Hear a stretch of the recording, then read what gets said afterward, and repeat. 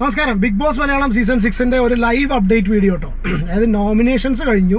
പക്ഷേ ആരൊക്കെ നോമിനേറ്റ് ചെയ്തു എന്നുള്ളത് നമുക്ക് ഈ വീഡിയോയിൽ ഞാൻ വളരെ ക്ലിയർ ആയിട്ട് പറയാം. പക്ഷേ പിന്നെ എത്ര വോട്ട്സ് കിട്ടി എന്നുള്ള കാര്യം ബിഗ് ബോസ് ലൈവിൽ കാണിച്ചിട്ടില്ല. പക്ഷേ ഈ നോമിനേഷൻ റിലേറ്റഡ് ആയിട്ട് എപ്പോഴും ഓരോ ചെറിയ ഒരു കോൺട്രവേഴ്സി അല്ല, കുറേ ഡിസ്കഷൻസ് ഉണ്ടായിരിക്കുമല്ലോ. പക്ഷേ ഇന്നത്തെ നോമിനേഷനിൽ ഭയങ്കര സീരിയസ് ആയിട്ടുള്ള ഡിസ്കഷൻ അവിടെ നടന്നുകൊണ്ടിരിക്കുന്നുണ്ട്. പ്രേക്ഷകർ ഒരുപാട് കാലമായിട്ട് പുറത്ത് പറയണം, അതിൻ്റെ ഉള്ളിലത്തെ ആൾക്കാരെന്നെ പറയണം, അല്ലെങ്കിൽ പുറത്ത് നമ്മൾക്ക് ഒരുപാട് ഡിസ്കസ് ചെയ്തിട്ടുള്ള സംഭവമാണ്. ഓക്കെ, അർജുൻ്റെയും ശ്രീധുവിൻ്റെയും വിഷയം. ഓക്കെ, അപ്പോൾ അതിന് ഡീറ്റെയിൽസ് അതും കൂടി പറയാം. ഓക്കെ, അപ്പോൾ നമുക്ക് നോക്കാം ആരൊക്കെയാണ് നോമിനേറ്റ് ആയിട്ടുള്ളത്. ഓക്കെ, ഫസ്റ്റ് നോമിനേഷൻ വിളിച്ചിട്ട് ജാസ്മിനാണ്. ജാസ്മിൻ നോമിനേറ്റ് ചെയ്ത് സായിനി നോറേനാണ് കേട്ടോ.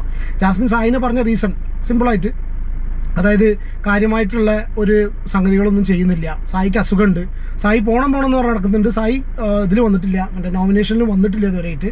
അതുകൊണ്ട് ജനവിധി തേടട്ടെ, നോമിനേഷൻ റിസൾട്ട്സ് കണ്ടതിന് ശേഷം പ്രേക്ഷകർ തീരുമാനിക്കട്ടെ സായി ഇവിടെ നിൽക്കണോ വേണ്ടേ എന്നുള്ളത്. ഇതാണ് സായിയുടെ കേസ് പിന്നെ ജാസ്മിൻ പറഞ്ഞിട്ടുള്ളത്. പിന്നെ നോറേൻ്റെ കേസ് പരസ്പര ബന്ധമില്ലാത്ത രീതിയിലാണ് നോറ സംസാരിക്കുന്നത്.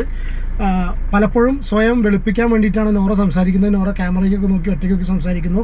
പ്രത്യേകിച്ച് പാരൻസ് വീട്ടുകാരൊക്കെ വന്നു പോയതിന് ശേഷം നോറ ശരിയാ തന്നെയാണ്. നോറ കാരണം വെച്ചാൽ സ്വയം വെളുപ്പിക്കാനുള്ള ചാൻസസ് മാക്സിമം നോറ മുതലാക്കുകയാണ്. ഇപ്പം ഇന്നലത്തെ ടാസ്ക്കാണ്. ഇന്നലെ ലാലേട്ടൻ്റെ കൂടെയുള്ള ആ ഒരു എപ്പിസോഡ് കണ്ടാൽ തന്നെ അറിയാം. അതിൻ്റെ ഉള്ളിൽ സിജോനോട് ക്വസ്റ്റ്യൻസ് ചോദിക്കുന്ന സമയത്താണെങ്കിലും ജാസ്മിനോടുള്ള അതൊക്കെ ഇതാണെന്നുണ്ടെങ്കിൽ നോറ കംപ്ലീറ്റ് സ്വയം വെളുപ്പിക്കുക. ചില കാര്യങ്ങൾ അവനവൻ്റെ പ്രേക്ഷകരിലേക്ക് ഇട്ട് കൊടുക്കുക. അവനവൻ്റെ പാരൻസിന് ഇട്ട് കൊടുത്ത പോലെ തന്നെ അതിൻ്റെ ഉള്ളിൽ നടക്കുന്ന കാര്യങ്ങളെക്കാളും കൂടുതൽ നോറേനെ വെളുപ്പിക്കാൻ വേണ്ടിയിട്ടില്ല. പിന്നെ അവനവൻ്റെ പാരൻസിൻ്റെ എക്സ്പെൻസിലാണെങ്കിൽ കൂടി പിന്നെ ഈ കൂടുതലുള്ള കണ്ടസ്റ്റൻസിൻ്റെ കാര്യം പറയാണ്ടോ, സ്വന്തം പാരൻസിനെ വരെ കൊത്തിപ്പറിക്കി ഇട്ട് കൊടുത്ത ആ ഒരു ക്യാരക്ടറാണ്. അപ്പോൾ ഇതൊക്കെ വെച്ചിട്ടാണ് പിന്നെ ജാസ്മിൻ നോറേനെ നോമിനേറ്റ് ചെയ്തിരിക്കുന്നത്. പിന്നെ നെക്സ്റ്റ് നോറേനെ വിളിക്കുന്നു. നോറ നോമിനേറ്റ് ചെയ്തത് അഭിഷേകിനെയും നന്ദനെയാണ്. അഭിഷേകിനെ പറഞ്ഞത് കംപ്ലീറ്റ് ആയിട്ട് ഒഴിഞ്ഞു മാറിക്കൊണ്ടിരിക്കുകയാണ്, താല്പര്യമില്ലാതെ അവിടെ ഒരു ഹൗസിൽ നിൽക്കുന്നു എന്നുള്ളതാണ്. അറിയില്ല, നമുക്കങ്ങനെ തോന്നിയിട്ടില്ല. എന്തായാലും നോറയ്ക്ക് അങ്ങനെയാണ് തോന്നിയിട്ടുള്ളത്. അവരവരുടെ ഇഷ്ടമാണ് അല്ലേ.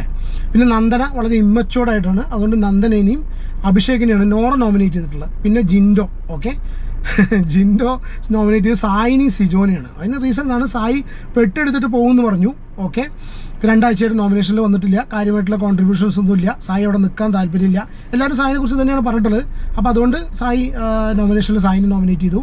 പിന്നെ സിജോ ജനവിധി തേടണം അല്ലേ, സിജോ ശരിയാണ്, അത് തന്നെയാണ്. പക്ഷേ സിജോ ടോപ്പ് 5-ലേക്കുള്ള വ്യക്തി തന്നെയാണ്. അപ്പോൾ സിജോനെയാണ് ജിൻഡോ നോമിനേറ്റ് ചെയ്തിരിക്കുന്നത്. നന്ദനയുടെ നോമിനേഷനാണ് അവിടെ ഒരു കോൺട്രവേഴ്സി അല്ല, അവിടെ ഒരു ഡിസ്കഷനായിട്ട് മാറിയിട്ടുള്ളത്.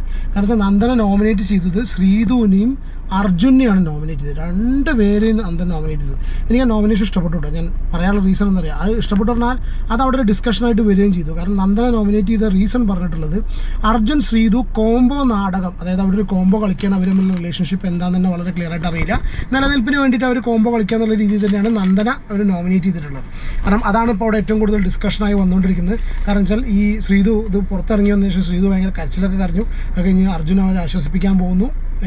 അതിന് മുന്നേ അർജുനും ജാസ്മിനും കൂടി ഇതിനെക്കുറിച്ചിരുന്ന് സംസാരിക്കുകയാണ് ആ ഒരു ഡ്രസ്സിംഗ് റൂമിൻ്റെ ഭാഗത്തിരുന്നിട്ട്.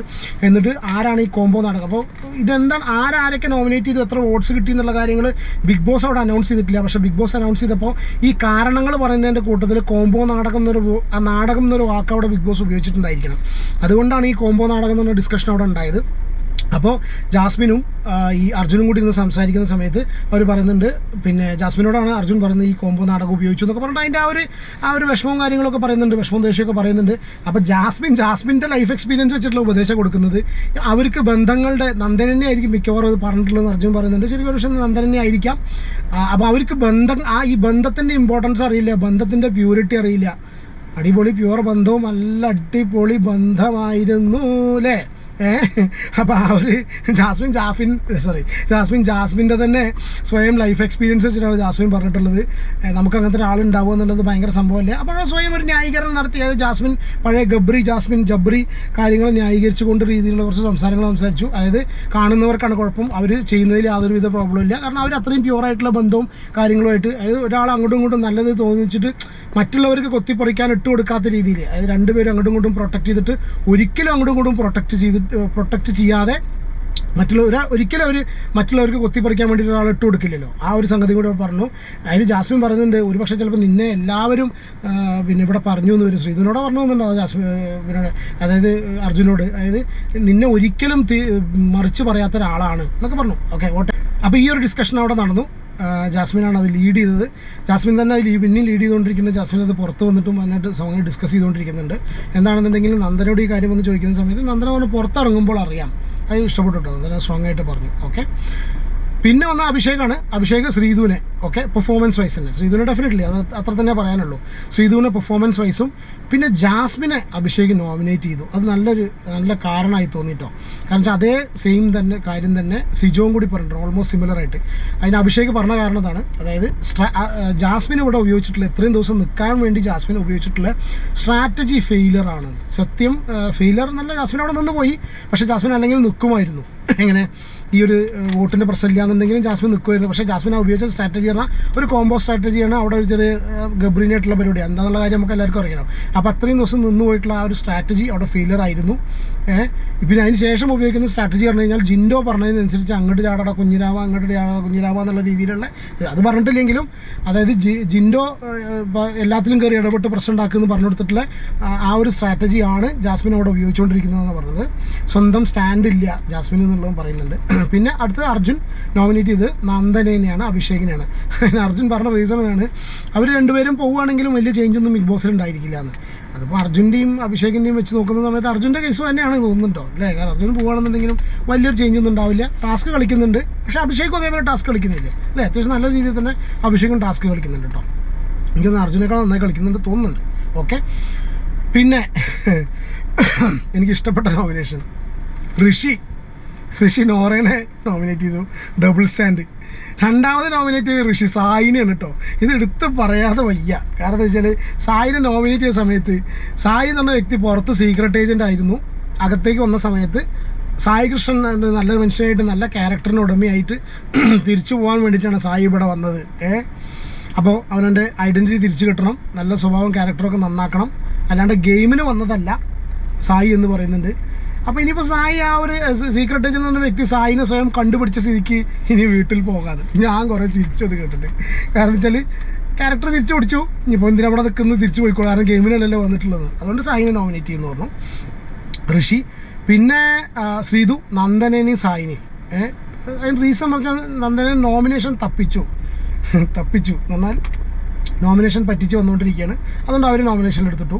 സായി നോമിനേറ്റ് ചെയ്ത് ഋഷിനെയാണ്. അൻസിബ പോയതോടുകൂടി ഋഷി ഡൗൺ ആയി. അപ്പോൾ ഋഷി ജനവിധി തേടട്ടെ എന്നാണ് സായിയുടെ അഭിപ്രായം. ശ്രീധു സെയിം ഗ്രാഫാണ്, അതായത് സായി പറഞ്ഞ ശ്രീധുവിന് സെയിം ഗ്രാഫാണ്, ഒരു ചേഞ്ചും ഇല്ല. അപ്പോൾ ശ്രീധു ഡെഫിനറ്റ്ലി നോമിനേഷനിൽ വന്നിട്ട് ശ്രീധു അവരുടെ കഴിവ് കാണിക്കട്ടെ. പിന്നെ ലാസ്റ്റ് വന്നത് സിജോ ആണ്. സിജോ വളരെ സ്ട്രോങ് ആയിട്ട് കുറച്ച് കാര്യങ്ങൾ പറഞ്ഞു. സിജോ നോമിനേറ്റ് ചെയ്തത് ജാസ്മിന് ഋഷിനെയാണ്.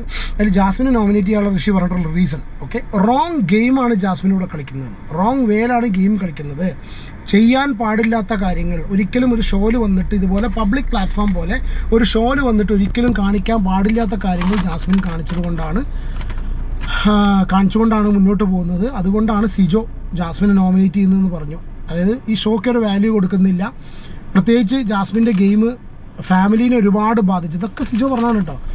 ജാസ്മിൻ്റെ ഗെയിം ഇപ്പോൾ അതിനുള്ളിൽ കളിച്ചുകൊണ്ടിരിക്കുന്ന ഗെയിം ഫാമിലീനെ ഒരുപാട് ബാധിച്ചിട്ടുണ്ടായിരിക്കും. അതുകൊണ്ട് ഒരു റോങ് വേയിലാണ് ഗെയിം കളിക്കുന്നത് എന്ന് പറഞ്ഞിട്ടാണ് സിജോ ജാസ്മിനെ നോമിനേറ്റ് ചെയ്തത്. പിന്നെ ഋഷിനെയും നോമിനേറ്റ് ചെയ്തിട്ടുണ്ട്. ഓക്കെ, അപ്പോൾ ജിൻഡോനെ പ്രാവശ്യം ആരും നോമിനേറ്റ് ചെയ്തിട്ടില്ല. ജിൻഡോ ചോദിച്ച് നടക്കുന്നുണ്ട്, എൻ്റെ ആരും പ്രാവശ്യം നോമിനേറ്റ് ചെയ്തിട്ടില്ലല്ലോ എന്ന്. എന്താണെന്നുണ്ടെങ്കിലും ബിഗ് ബോസ് എപ്പിസോഡിൽ കാണിക്കാൻ വേണ്ടിയിട്ട് ആരൊക്കെ നോമിനേഷനിൽ വന്നു എന്നുള്ളത് ബിഗ് എപ്പിസോഡിലോ ഇനി പ്രൊമോലോ വരുമോ എന്നറിയില്ല. എന്താണെന്നുണ്ടെങ്കിലും ലൈവിൽ ആരൊക്കെ നോമിനേറ്റ് ചെയ്തു എന്നല്ലാതെ എത്ര വോട്ട്സ് കിട്ടി ഇപ്രാവശ്യത്തെ നോമിനേഷനിൽ ആരൊക്കെ വന്നു എന്നുള്ള കാര്യം ബിഗ് ബോസ് ഇപ്രാവശ്യം പറഞ്ഞിട്ടില്ല. അപ്പോൾ ഇതാണ് നമ്മുടെ ലൈവ് അപ്ഡേറ്റ് കേട്ടോ.